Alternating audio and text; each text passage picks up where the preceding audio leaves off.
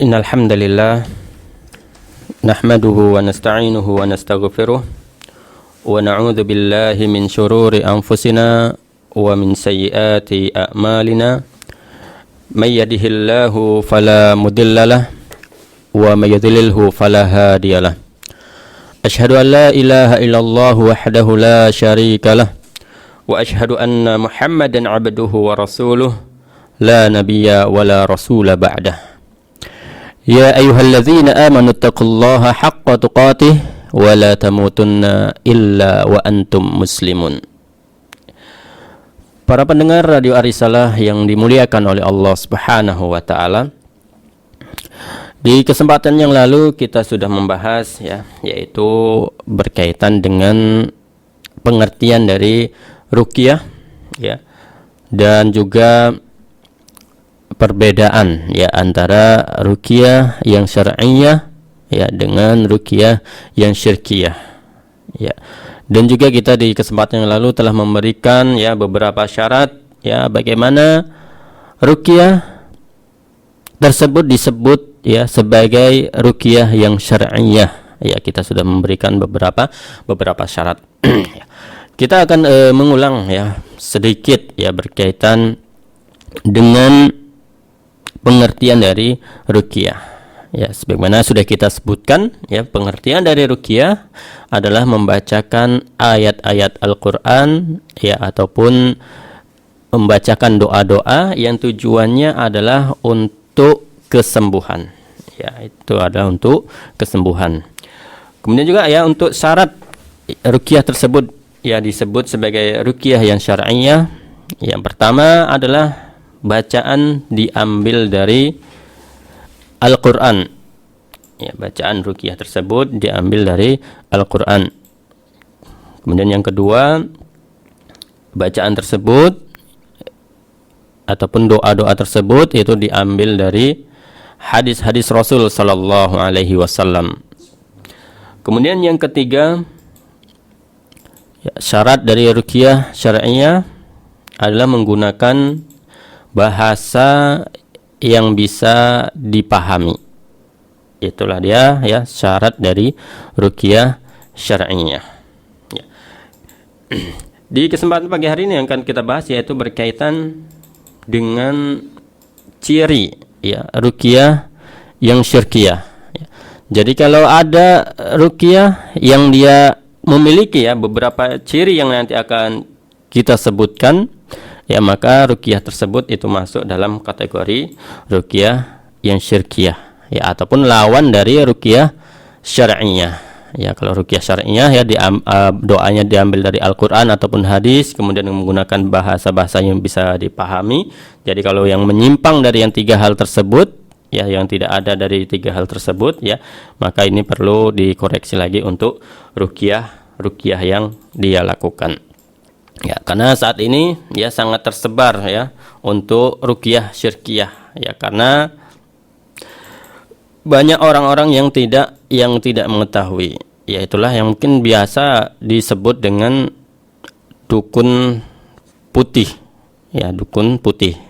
Nah, ini kan sudah mulai tersebar. Ada orang-orang yang dia menggunakan sorban, menggunakan jubah, tapi yang dia lakukan adalah menangkap jin.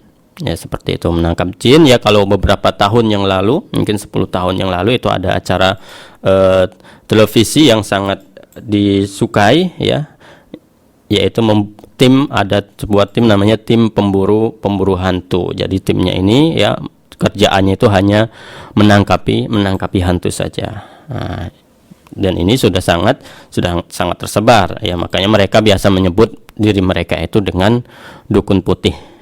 Yang namanya dukun mau hitam ataupun putih itu tetap dilarang dalam syariat Islam, kecuali hanya beberapa dukun yang misalnya ada dukun patah. Dukun patah juga memerlukan koreksi-koreksi apabila nanti ada beberapa ciri-ciri yang akan kita sebutkan dalam pengobatannya. Jika dalam pengobatannya ada ciri yang nantinya kita sebutkan, maka itu masuk dalam kategori ruqyah yang syirkiyah dan harus kita jauhi.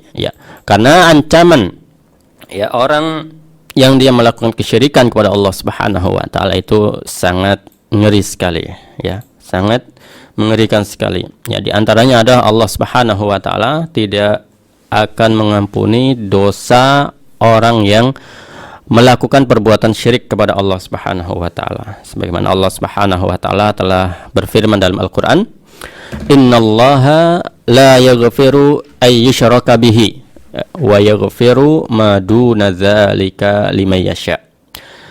Sesungguhnya Allah Subhanahu wa taala tidak akan mengampuni dosa, ya, perbuatan syirik kepada Allah Subhanahu wa taala. Dan Allah Subhanahu wa taala yang mengampuni dosa yang lain, ya, dosa yang lain selain dari syirik kepada Allah Subhanahu wa taala bagi siapa yang dikehendaki oleh Allah Subhanahu wa taala. Jadi Allah Subhanahu wa taala tidak akan mengampuni dosa orang yang melakukan syirik, ya, apabila dia belum bertobat, ya, dalam hidupnya, belum bertobat kepada Allah Subhanahu wa taala, ya, maka Allah tidak akan mengampuni dosa perbuatan syirik tersebut.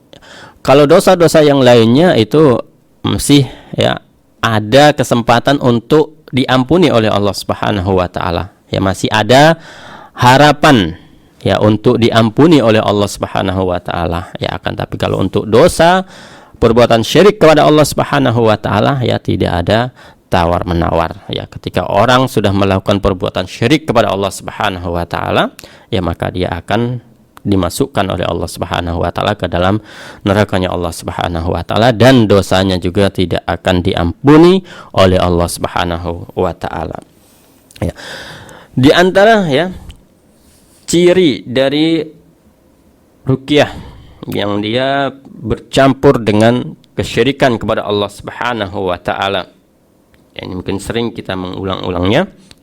Yang pertama, orang tersebut, ya, ataupun raqi tersebut, ya, nama lain, ya, dari peruqyah itu adalah raqi. Ya, raqi ini adalah orang yang meruqyah. Sedangkan orang yang diruqyah itu biasa disebut dengan al-marqi, ya, orang yang diruqyah.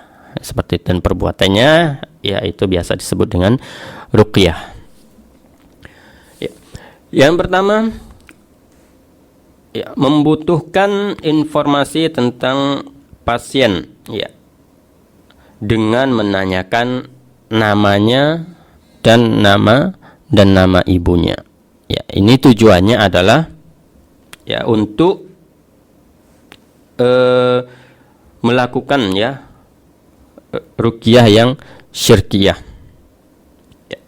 Dan ini biasa dilakukan oleh para dukun, ya. Mereka mencari, yang mereka tanya itu bukan binnya, itu bukan ke ayahnya, ya, tapi yang dia tanya adalah ke ibunya. Ya. Seharusnya yang dia tanya adalah bin siapa, ya, siapa nama ayahnya, ya. Akan tapi kalau untuk dukun, ya, dan yang lainnya yang dia berkedok, ya, ruqyah syirkiyah, ya, maka yang dia tanya adalah dari nama ibunya. Kemudian yang kedua itu menanyakan, ya, hari lahir, ya, menanyakan hari lahirnya, ya. Dan kalau dia dukunnya ini dukun Jawa, ya, yang berasal dari orang Jawa, ya, kejawen, ya, maka biasa yang akan ditanyakannya juga berkaitan dengan pasarannya. Ya, pasaran di sini bukan maksudnya jualan ataupun yang lainnya, ya. Pasaran jadi maksud di sini adalah bertepatan dengan kliwon, ya, legi, pon, wage, ya, dan lain sebagainya. Hanya itu, ya. Misalnya dia lahir di hari Jumat Kliwon misalnya. Karena Jumat Kliwon ini juga termasuk hari yang sakral seperti itu, ya, bagi kaum muslimin.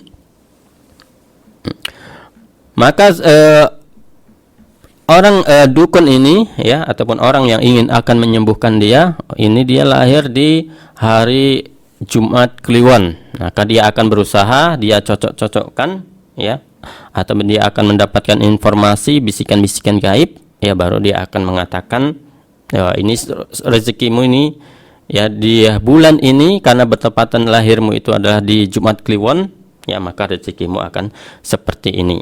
Ya, dan sakitmu ini akan sembuh pada Jumat Kliwon juga. Nah, seperti itu terkadang ya para dukun yang ada yang modelnya seperti itu. Ya, untuk pasaran ya hari tadi itu orang Jawa itu sering menyebutkan dengan weton ya ataupun hari lahir dan pasarannya. Ya, termasuk juga ya di dalamnya itu waktu lahirnya pagi, sore, siang atau malam. Ini kalau untuk para dukun ini berkaitan untuk pengobatan yang akan dia lakukan. Ya, jadi kalau ada ketika kita berobat ya yang dia tanya tanggal lahir kita ya. Kalau kita tidak tahu pasarannya itu minimal yang dia tanya itu tanggal lahirnya. Ya, seperti itu ya. Nah, kalau ada orang yang modelnya menanyakan tanggal lahir ya dalam proses ya pengobatannya ya maka ini dipastikan ya adalah ruqyah yang syirkiyah. Ya, ini berkaitan dengan pengobatan. Ya, jika berkaitan dengan hal-hal yang lainnya mungkin tidak masalah seperti itu. Kemudian yang ketiga ya memberikan mantra-mantra ya, ataupun jimat-jimat yang terkadang diambil dari ayat-ayat Al-Quran ya, ataupun doa-doa tertentu, atau juga terkadang disuruh ya si pasien ini disuruh membaca mantra yang sudah diajarkan oleh dukun tersebut, ataupun juga ya ada simbol-simbol tertentu ya sebagai pengganti dari mantra ya yang harus dia amalkan secara khusus ya, dari mulai waktunya ya, kemudian juga jumlahnya itu sudah ditentukan oleh dukun tersebut ya, maka dia ini masuk dalam kategori ruqyah yang syirkiyah. Karena orang-orang yang dia menggunakan ya nanti ya ini berkaitan dengan jimat itu ada ciri tersendiri ya, ini adalah yang disuruh adalah mantra-mantra seperti dia bacaan-bacaan ya. Ya, misalnya disuruh membaca mantra ini, nanti ada dia yang diajarkan oleh dukun tersebut.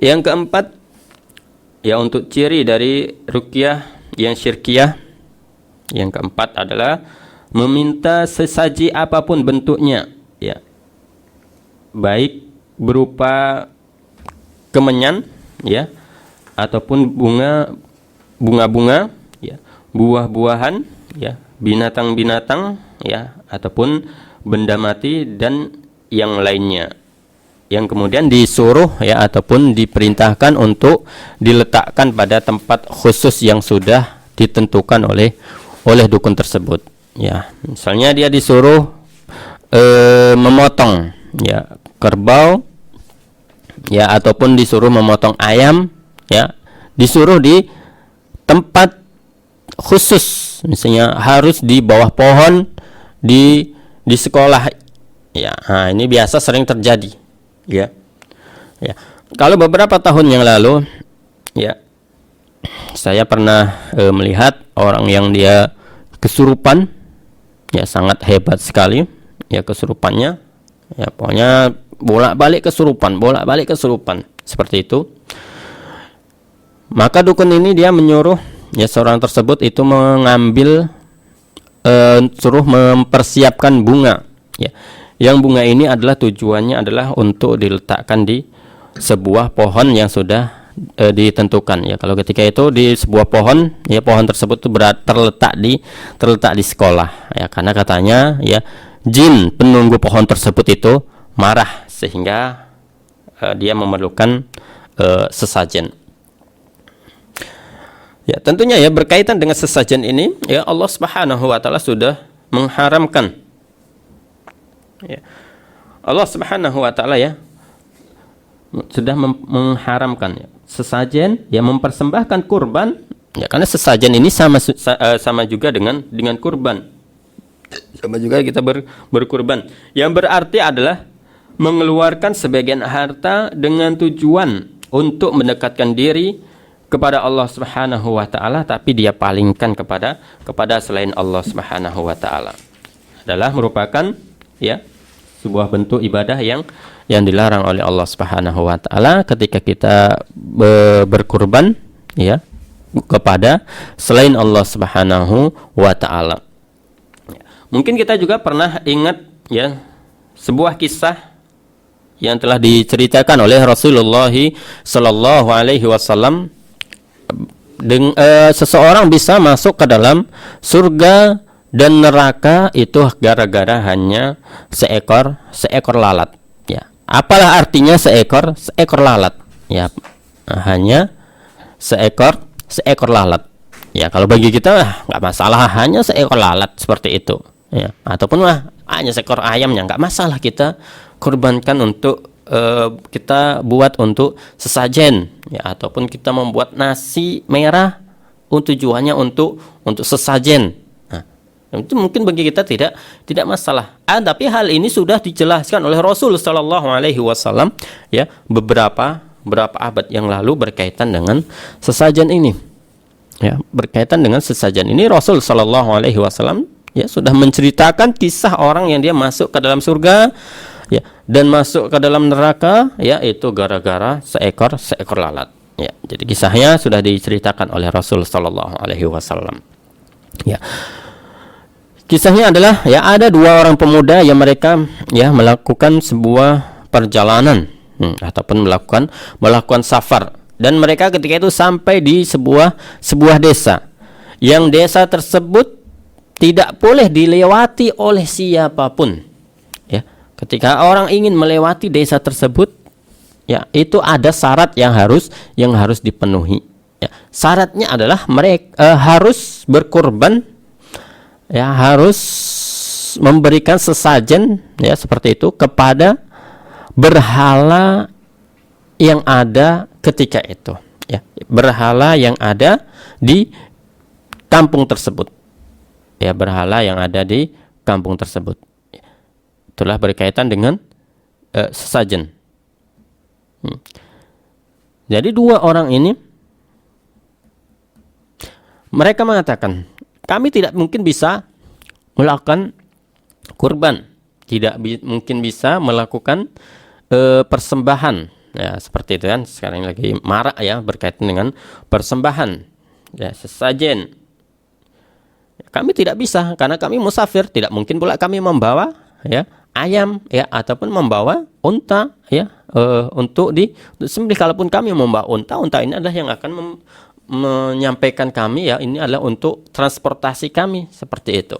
Jadi kami tidak mungkin bisa melakukan kurban, tidak mungkin bisa melakukan sesajen, melakukan persembahan seperti itu. Kemudian baik, tidak apa-apa kalian tidak memberikan sesajen yang dalam bentuk besar. Ya. Berkurbanlah kalian, ya, walaupun hanya dengan seekor lalat. Hanya dengan seekor lalat. Maka kemudian, ya, pemuda yang pertama dia mau, ya, dia kurbankan, dia cari lalat, ya, kemudian dia kurbankan lalat tersebut, dia bunuh. Dia niatkan ya ketika membunuh ini adalah untuk berhala yang ada ketika itu. Dia potong seperti itu ya, bagaimana cara memotong lalat ya. Pokoknya ketika dia membunuh lalat tersebut itu tujuannya adalah untuk berhala tersebut. Dia ucapkan ya, aku berkurban lalat ini, aku kurbankan lalat ini untuk berhala tersebut. Nah, inilah bahaya dari pelafasan ya, dari ucapan. Makanya harus berhati-hati ya seperti itu karena mengucapkan sesuatu ya. Dan Nabi Shallallahu Alaihi Wasallam ya kemudian pemuda yang pertama ini dilepaskan ya, boleh lewat desa tersebut. Kemudian pemuda yang kedua, apa yang akan kamu kurbankan? Maukah kamu mengorbankan ya hewan ataupun apapun ya walaupun hanya dengan berkorban dengan seekor lalat? Silahkan saja, tidak masalah. Kami akan melepaskan kalian dan boleh melewati desa ini dan kalian akan sampai ke rumahnya itu dengan aman dan selamat. Akan tapi apa? pemuda tersebut tidak mau berkurban. Saya ya tidak akan berkurban sedikit pun ya, walaupun hanya dengan seekor lalat. Saya tidak akan berkurban ya, walaupun hanya dengan seekor lalat. Maka kemudian apa yang terjadi? Ya, pemuda tersebut itu dibunuh ya, dan dia tidak bisa melewati desa tersebut ya. Kenapa dia dibunuh? Karena dia kepala suku tersebut ya, ataupun warga tersebut itu merasa terancam. Ini kalau dibiarkan ini bisa bahaya seperti itu ya. Karena ini adalah secara tidak langsung dia menghina berhala tersebut, maka dia dibunuh. Maka kemudian Nabi Shallallahu Alaihi Wasallam mengatakan, orang yang pertama itu masuk ke dalam neraka, dan orang yang kedua ini masuk ke dalam surga hanya gara-gara seekor lalat. Ini ya sahabat Arisalah semuanya ya, pendengar radio Arisalah dimanapun Anda semuanya berada ya, inilah ya bahayanya ketika kita memberikan sesajen ya.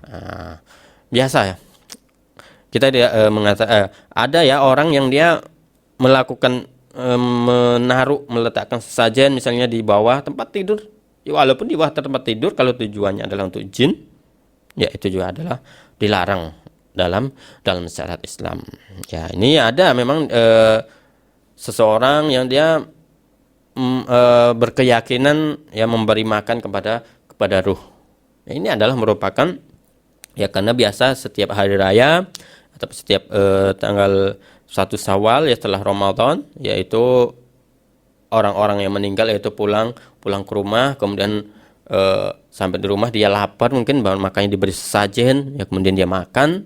Nah, ini juga tidak diperbolehkan hal yang seperti ini.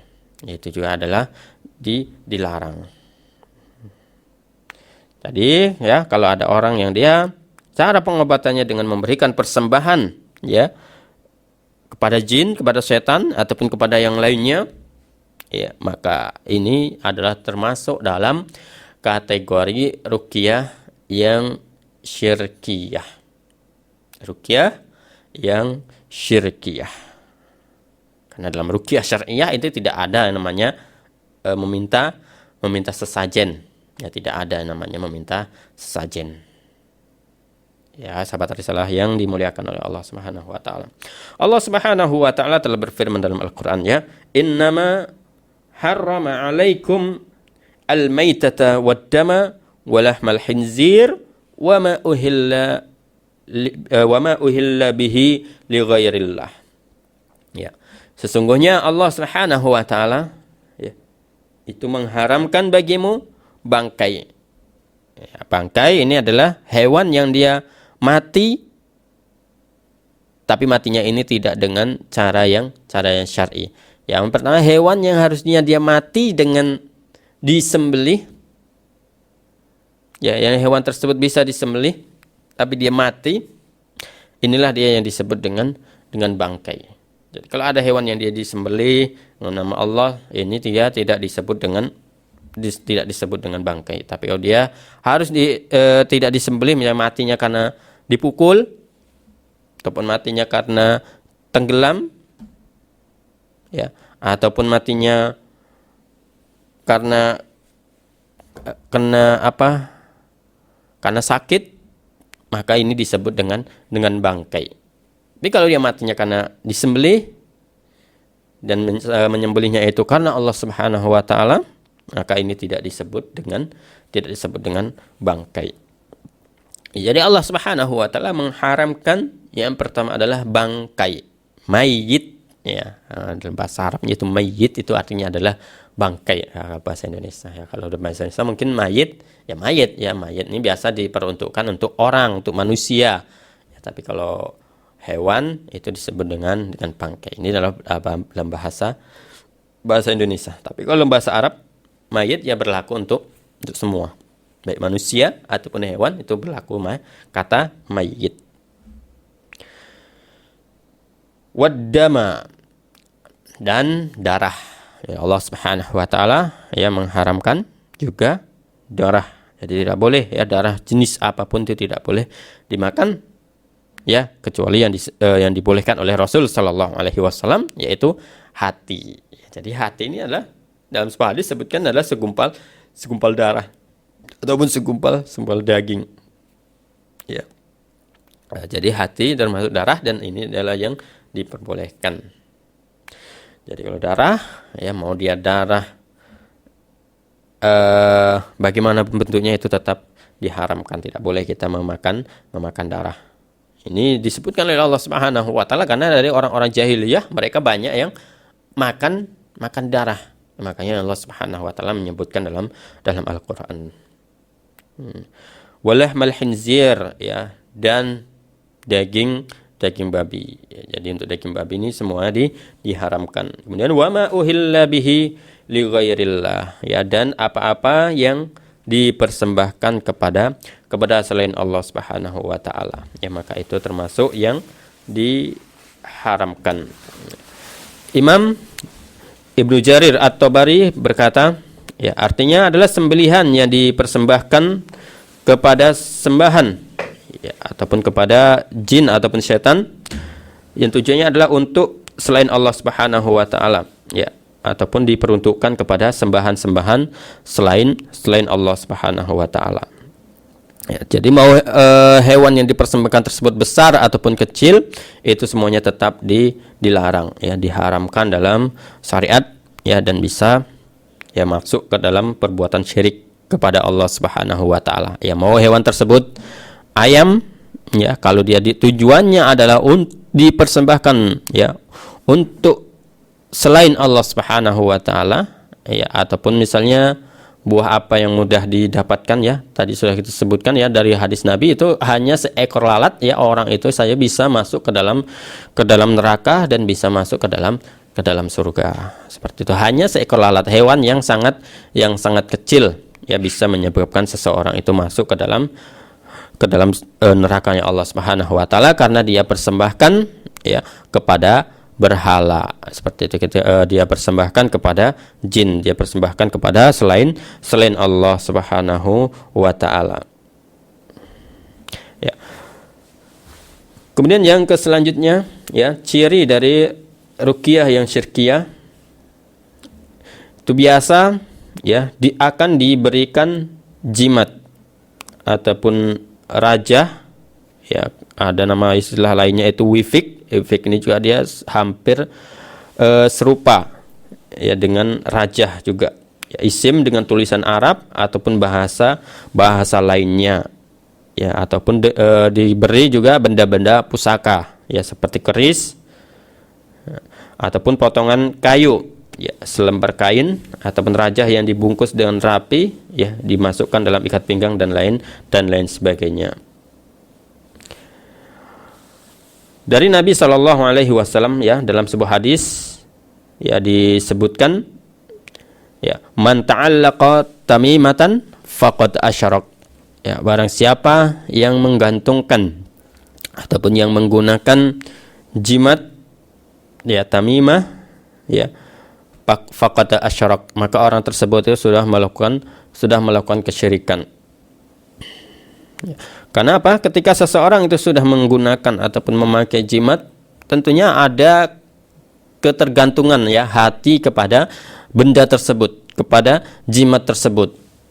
Ya, jimat ini juga dia bermacam-macam. Ya, ada jimat anti maling, ya, ada jimat anti bacok, ya, ada jimat kebal, ada jimat wibawa, ya, dan lain sebagainya ya. Sangat banyak sekali ya untuk macam-macam jimat. Ya, dan hal ini itu dilarang. Ya, tidak diperbolehkan dalam syariat, dan ini adalah termasuk dalam kesyirikan ya, sebagaimana sebutkan oleh Rasul tadi ya, man ta'allaqa tamimatan faqad asyrak, barang siapa yang menggantungkan ya, yang menggunakan jimat ya, maka orang tersebut sudah melakukan kesyirikan kepada Allah Subhanahu wa taala. Dalam hadis yang lain ya, dari Imran bin Husain ya radhiyallahu anhu, ia berkata, anna nabiyya sallallahu alaihi wasallam absara ala adada rajulin halaqatan arahu faqala min sufrin Faqala waihak ma hadhihi? Qala minal wahilah ya wahinah. Qala amma innaha la tharibuka illa wahnan, la taziduka illa wahnan. Ya.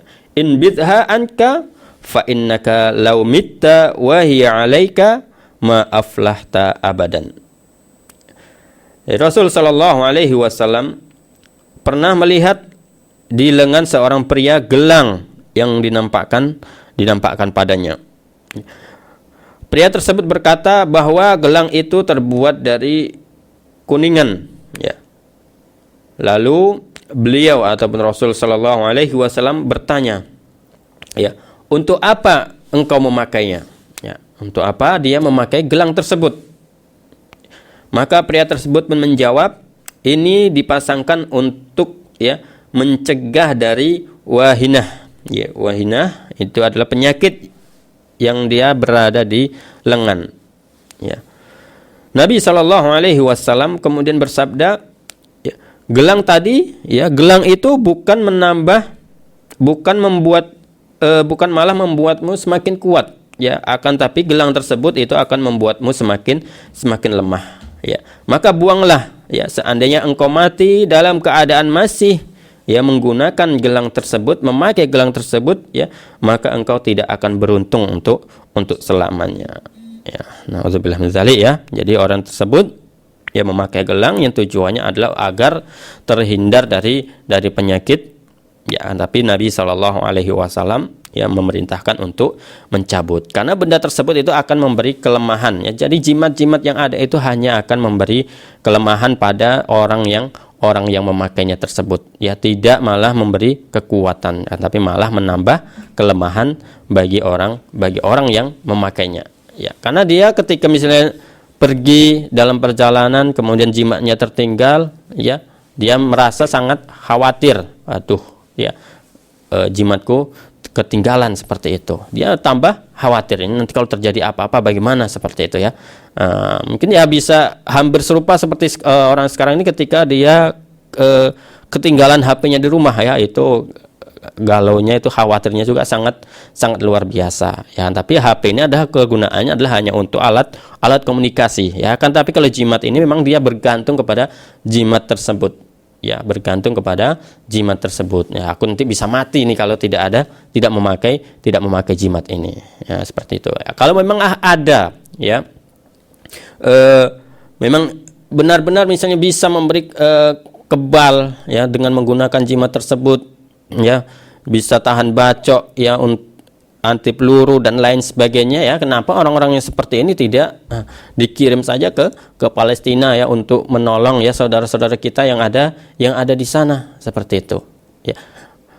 Ini tidak dilakukan, ya, karena para setan itu tahu, ya, bahwa itu adalah jihad yang sangat dianjurkan dalam syariat Islam, ya. Kalau yang dilakukan ini adalah diperintahkan dalam syariat Islam, ini jimat-jimat ini tidak akan berguna, ya, tidak ada faedahnya sama sekali, ya.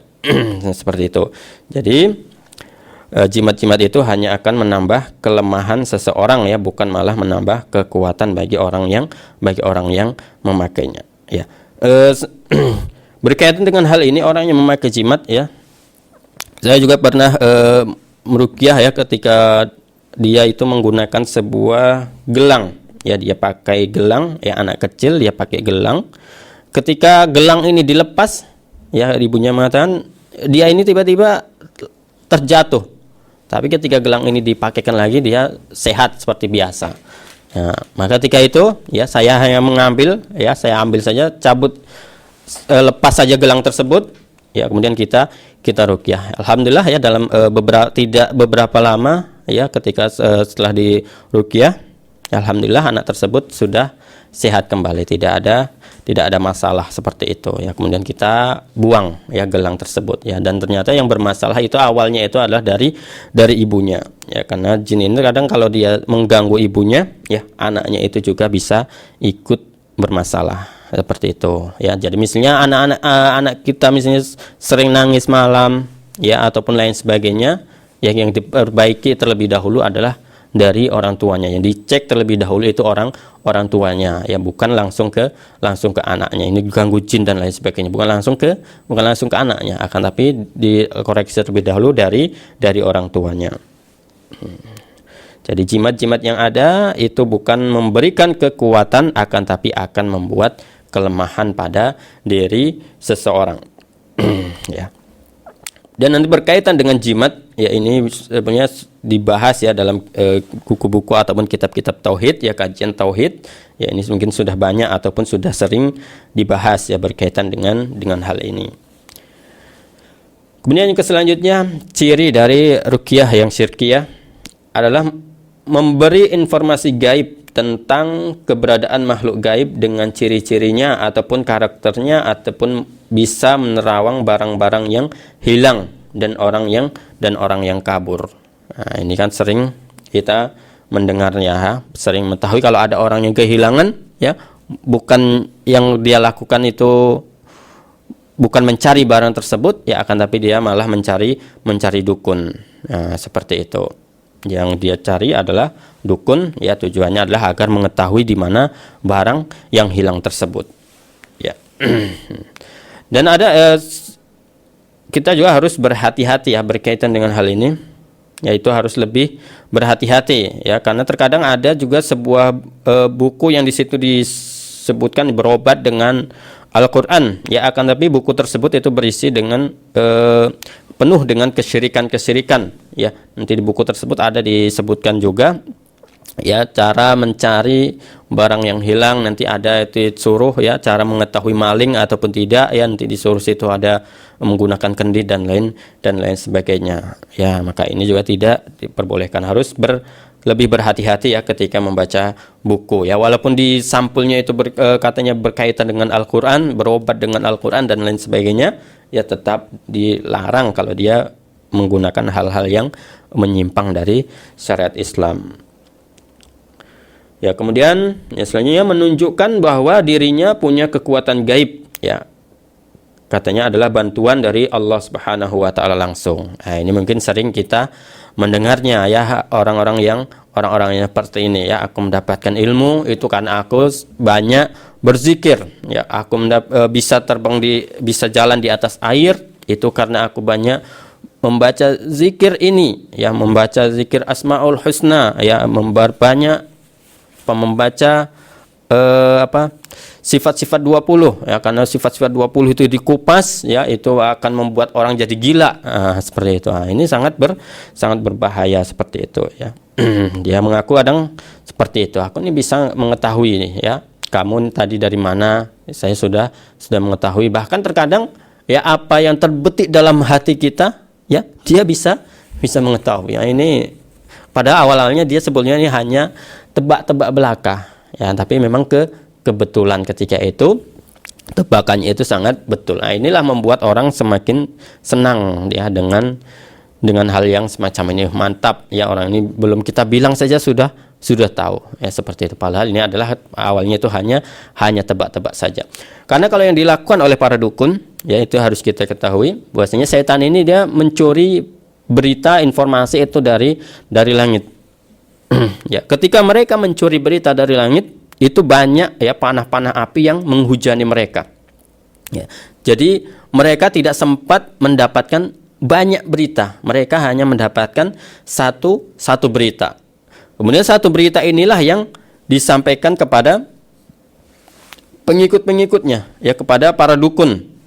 Ya, satu berita ini dicampur aduk dengan 100 kebohongan, dengan 100 kedustaan. Ya, makanya jangan heran ya kalau ada dukun yang dia tepat ucapannya ketika meramal sesuatu, ya, maka tidak usah heran. Ya, seperti itu. Padahal hanya satu itu saja yang tepat. Ya, misalnya dukun mengatakan, "Oh, hari ini kamu akan mendapatkan uang."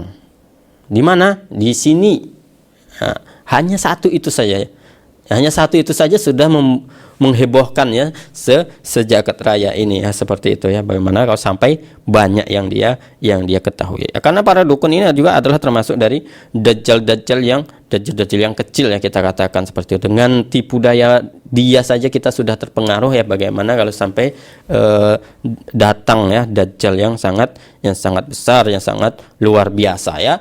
Bukan hanya mengetahui ya seperti itu, tapi kecepatannya itu juga mengalahkan kecepatan pesawat ya. Bukan ketika berhaji ya, itu bukan hanya hayalan ya. Karena kalau yang dukun yang sekarang ini katanya mereka berhaji ini hajinya ini berhayalan ya, seperti itu ya, dinampakkan dia sedang berhaji ya, padahal dia masih duduk di atas pohon bambu seperti itu lain dan sebagainya. Kalau dajjal ini betul-betul ya langsung dalam sekejap bisa langsung sampai ke Mekah ya. Tapi di dalam sebuah hadis sebutkan ya, kalau dajjal ini ya tidak bisa memasuki kota Mekah dan Madinah. Jadi hanya di pinggir-pinggir saja seperti itu. Dan juga ketika langsung ya dia bilang, wahai langit amtiri, wahai langit turunlah hujan, langsung seketika itu turun hujan ya. Bahkan yang lebih menakjubkan lagi ya, dia membunuh seseorang ya, dia belah dua, kemudian dia lewat, kemudian kalau normal kita itu orang itu sudah pasti mati, kemudian dihidupkan kembali oleh dajjal. Ini sangat luar biasa seperti itu ya. Makanya harus memperbanyak ya amalan kita agar kita jangan sampai memperbanyak berdoa ya, jangan sampai kita berjumpa dengan dajjal ini ya. Dengan dajjal yang kecil saja kita sudah merasakan takjub seperti itu, merasakan heran ya, apalagi dengan dajjal yang sangat besar yang telah disebutkan oleh Rasul sallallahu alaihi wasallam ya. Kemudian selanjutnya ya, memberikan ramalan gaib ya tentang sesuatu yang sudah terjadi ya, ataupun yang sedang terjadi, ataupun yang akan terjadi ya. Ini ramalan ya, berkaitan dengan ramalan ini tentunya tidak ada yang mengetahui ya, yang akan datang itu tidak ada yang mengetahui ya. Sebagaimana dahulu mungkin kita pernah mendengar ya, katanya kiamat itu terjadi tahun 2012 ya, itu juga tidak terjadi. Rupanya orang yang mengatakan tersebut itu sudah kiamat duluan ya, kiamat kecil maksudnya ya, mati duluan dia. Dan kemudian setelah tidak jadi di kiamat di tahun 2012 ya, diramalkan lagi di tahun 2019 ya. Maka ini tidak ada orang yang mengetahui hal-hal yang gaib ya, karena ramalan-ramalan itu adalah tidak benar ya, itu adalah hanya informasi-informasi yang tidak benar seperti itu. Berkaitan juga dengan ramalan ataupun perakiraan cuaca, itu juga kita harus lebih berhati-hati seperti itu ya. Karena ini nantinya ya bisa juga membuat kita terjatuh kepada kesyirikan kepada Allah Subhanahu wa taala. Makanya harus lebih berhati-hati ya, seperti itu. Misalnya meramal dengan tangan ya, garis-garis tangan. Kalau kamu seperti ini ya, oh ini jarimu, garismu ini menuju seperti ini nanti rezekimu seperti ini. Ini juga masuk dalam kategori ramalan ya. Ataupun membaca horoskop ya, ini juga tidak diperbolehkan ya, tidak usah membaca horoskop seperti itu ya. Nah, ini berkaitan dengan ruang lingkupnya itu adalah akidah ya, berkaitan dengan keyakinan ya, seperti itu. Walaupun sudah kita sebutkan ya kesempatan lalu berkaitan dengan hal ini ya. Ya, walaupun pada awalnya mungkin kita tidak yakin ketika membaca horoskop tersebut ya, membaca zodiak tersebut kita tidak yakin seperti itu ya, akan tapi lambat laun itu akan membuat dia menjadi yakin seperti itu ya. Dan selanjutnya adalah dukun tersebut terkadang juga melakukan tatayur ya. Tatayur ini merupakan merasa bernasib sial dengan sesuatu ya. Jadi kalau ada pasien, kamu sakitnya ini karena kamu salah dalam membangun rumah, salah hadap dalam membangun rumah, maka ini juga masuk dalam kategori tatayur seperti itu. Dan tatayur itu tidak diperbolehkan. Dalam sebuah hadis disebutkan ya, at-tiyaratu syirkun ya, at-tiyaratu syirkun wa ma minna illa walakinallaha yudhibuhu bitawakkul ya. Tiarah itu adalah kesyirikan, tiarah itu kesyirikan, dan setiap orang itu sudah pasti ya pernah terlintas dalam hatinya ya. Tapi hanya saja Allah Subhanahu wa taala menghilangkannya dengan tawakal kepada Allah Subhanahu wa taala. Ya, mungkin kita juga pernah terlintas ya berkait dengan tatayur ini, pernah terlintas dalam hati kita ketika tangan kita gatal seperti itu yang kanan, ini mau mendapatkan uang. Ya, maka kita hilangkan ya hal tersebut dengan ini hanya Allah Subhanahu wa taala yang memberikan rezeki tersebut, seperti itu ya. Tidak usah lagi kita hiraukan ya dengan gatalnya tangan tersebut. Ya, dan dalam sebuah hadis ya diajarkan ya oleh Rasul sallallahu alaihi wasallam ya doa agar kita terhindar dari tatayur, untuk menghilangkan tatayur. Ya Allahumma la tayra illa tayruka wa la khaira illa khairuka wa la ilaha ghairuka. Ya Allah, tidak ada kesialan kecuali kesialan yang telah Engkau tentukan ya, dan tidak ada kebaikan kecuali kebaikan yang telah Engkau tentukan ya, serta tidak ada ilah yang berhak disembah selain Engkau ya. Seperti itu. Dan masih juga ya ada beberapa ciri-ciri dari ruqyah syirkiyah yang insyaallah akan kita lanjutkan ya di kesempatan yang akan datang.